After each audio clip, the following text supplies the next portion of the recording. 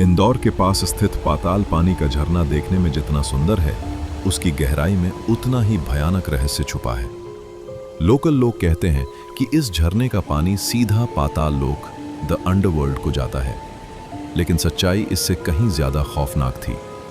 साल 2024 की एक गर्म दोपहर 5 दोस्तों का एक ग्रुप, आर्यन, कबीर, महक, रोहन और स्नेहा, वहां एक वीकेंड ट्रिप पर गए। उन्हें लग रहा था कि यह सिर्फ एक एडवेंचर है, लेकिन उन्हें नहीं पता था कि झरने की मिट्टी उनकी मौत का इंतजार कर रही है। सूरज ढलने वाला था। जंगल के बीच से गुजरती हुई उनकी कार जब पाताल पानी के पार्किंग एरिया में रुकी तो वहां अजीब सा सन्नाटा था। हालांकि दिन में वहां भीड़ होती थी, लेकिन शाम होते ही लोकल्स वहां से ऐसे गायब हो जाते हैं जैसे कोई कर्फ्यू लगा हो। एक बूढ़ा आदमी जो वहां एक छोटी सी टपरी चलाता था ने उन्हें टोकते हुए कहा, सूरज डूबने से पहले निकल जाओ। कबीर ने उसकी बात को हंसी में उड़ा दिया और कहा, काका, हम शहर से आए हैं, भूत प्रेत से नहीं डरते। लेकिन उस बूढ़े की आंखों में जो डर था वो आर्यन ने नोट कर लिया था। जैसे ही वो झरने के पास पहुंचे, पानी के गिरने की आवाज किसी दहाड़ जैसी लग रही थी। लेकिन अजीब बात यह थी कि पानी का रंग जो थोड़ी देर पहले साफ था, अब हल्का मटमैला और लालिमा लिए हुए लग रहा था। स्नेहा को थोड़ा अजीब महसूस हुआ। उसे लगा जैसे झरने के नीचे से कोई उसे घूर रहा है। उसने पीछे मुड़कर देखा तो वहां कोई नहीं था, सिर्फ घने पेड़ों की परछाइयां थीं जो ढलती रोशनी में किसी राक्षस के हाथों जैसी लग रही थीं।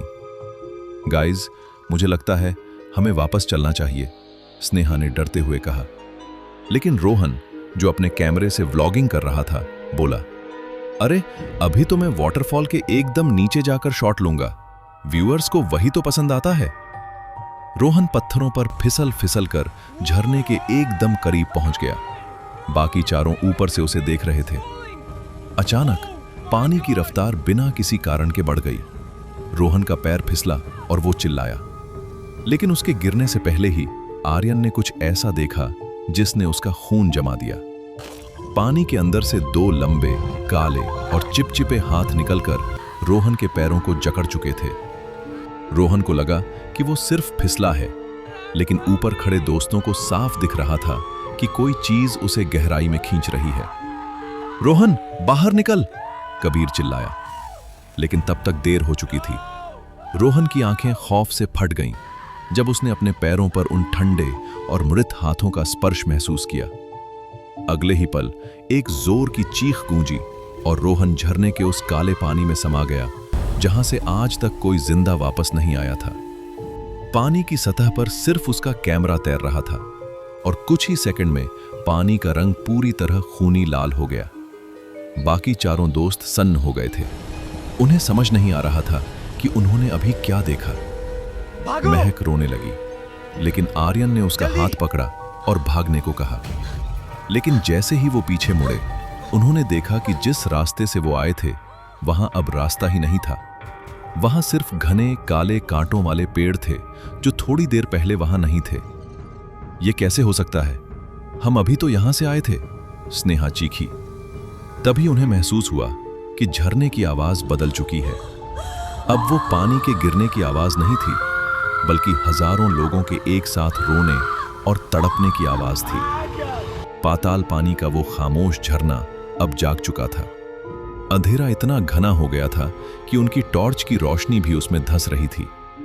अचानक पीछे से किसी ने आर्यन के कान में धीरे से कहा, अब तुम्हारी बारी है। आर्यन ने मुड़कर देखा तो वहां रोहन खड़ा था, लेकिन वो रोहन नहीं था। उसका शरीर नीला पड़ चुका था, आंखें गायब थीं और उसके मुंह से वही लाल पानी बह रहा था। रोहन का वो साया धीरे धीरे उनकी तरफ बढ़ने लगा। हर कदम के साथ उसकी हड्डियां टूटने की आवाज आ रही थी। स्नेहा और महक डर के मारे एक दूसरे से लिपट गईं। कबीर ने एक पत्थर उठाकर उस पर फेंका, लेकिन वो पत्थर रोहन के शरीर के आर पार निकल गया, जैसे वो सिर्फ एक धुआं हो। भागो, आर्यन चिल्लाया। वो तीनों जंगल की तरफ भागे, लेकिन उन्हें एहसास हुआ कि वो घूम फिरकर वापस उसी झरने के किनारे आ रहे हैं। उन्हें समझ आ गया कि वो एक टाइम लूप या किसी भयानक जाल में फंस चुके हैं। रात के 12 बज चुके थे। झरने से अब एक नहीं बल्कि दर्जनों साए निकलकर बाहर आ रहे थे। वो सब वही लोग थे जो पिछले 50 सालों में यहां गायब हुए थे। उनकी आत्माएं भूखी थीं और उन्हें नए शरीर चाहिए थे। आर्यन और उसके दोस्त अब उस झरने के किनारे पर खड़े थे। पीछे मौत का कुआं था और आगे उनकी मौत का निशाना लगाए खड़े वो प्रेत। अचानक झरने के बीच में एक बड़ा सा भंवर वॉर्टेक्स बनना शुरू हुआ। उस भंवर के अंदर से एक पुरानी सड़ी हुई नाव बाहर निकली। उस नाव पर एक बिना सिर वाला आदमी बैठा था जो एक बड़ा सा घंटा बजा रहा था। हर घंटी की आवाज के साथ आर्यन और उसके दोस्तों का दिल बैठ रहा था। जैसे ही तीसरी बार घंटी बजी, स्नेहा को लगा कि कोई उसे पीछे से धक्का दे रहा है। वो फिसली और झरने की तरफ गिरने लगी, लेकिन कबीर ने उसका हाथ पकड़ लिया। पर तभी उन्होंने देखा कि कबीर के अपने हाथ भी धीरे धीरे काले पड़ रहे हैं।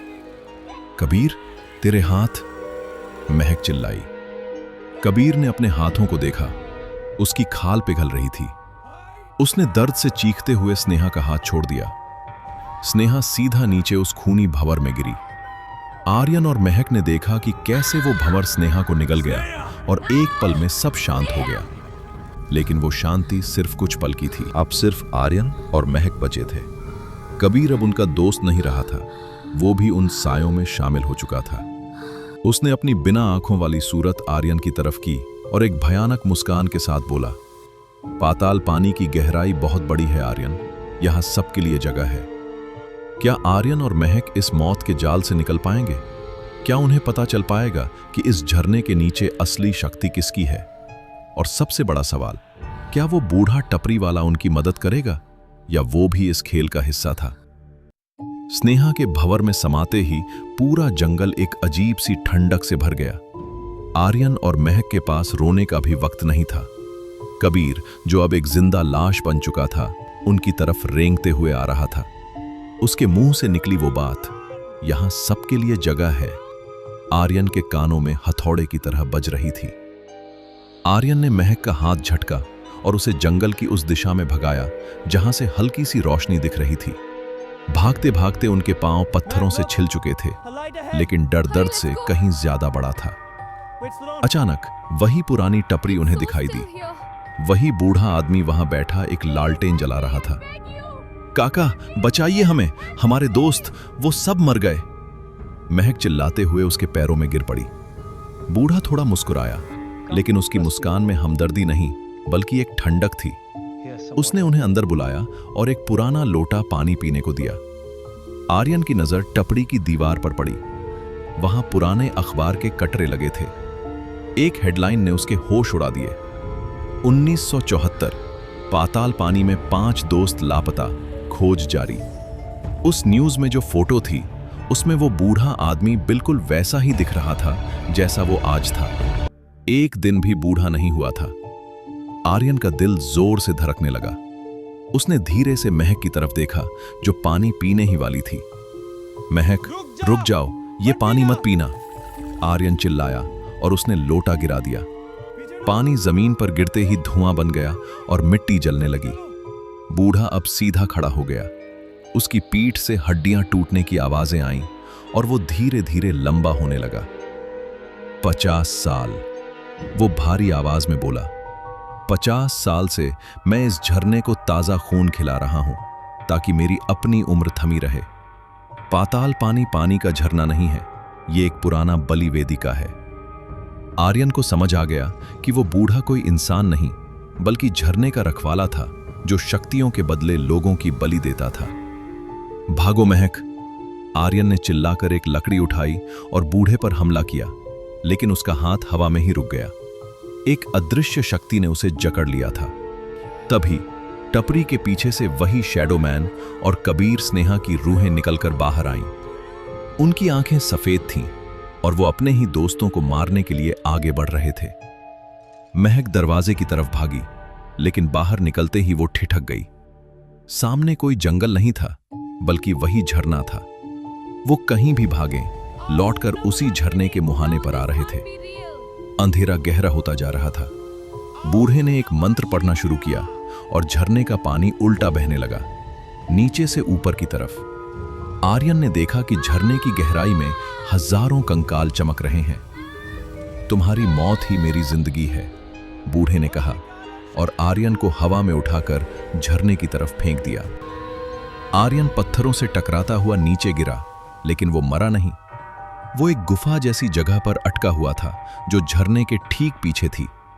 वहां उसने कुछ ऐसा देखा जो पूरी कहानी का सबसे बड़ा ट्विस्ट था।